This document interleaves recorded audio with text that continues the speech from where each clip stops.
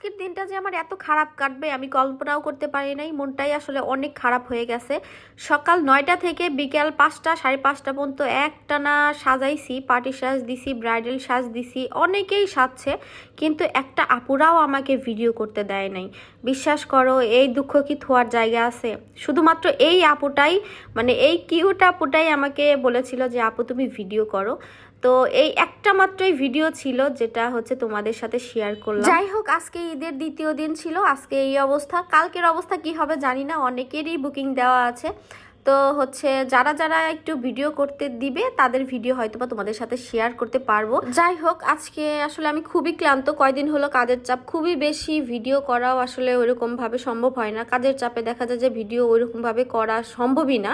তারপরেও আম্মু একটু ফাঁকে ফাঁকে এই ভিডিওটা করে দিয়েছিল। মাশাআল্লাহ, আপুটা এমনিতেই অনেক কিউট ছিল। এখানে রিং লাইট সামনে ছিল তো একটু লাইট লাগছে দেখতে। তো এইখানে হচ্ছে আমি রিং লাইটটা সামনে দিতে পারিনি। তো তোমাদের কাছে কেমন লাগলো অবশ্যই কিন্তু আমাকে জানাবে।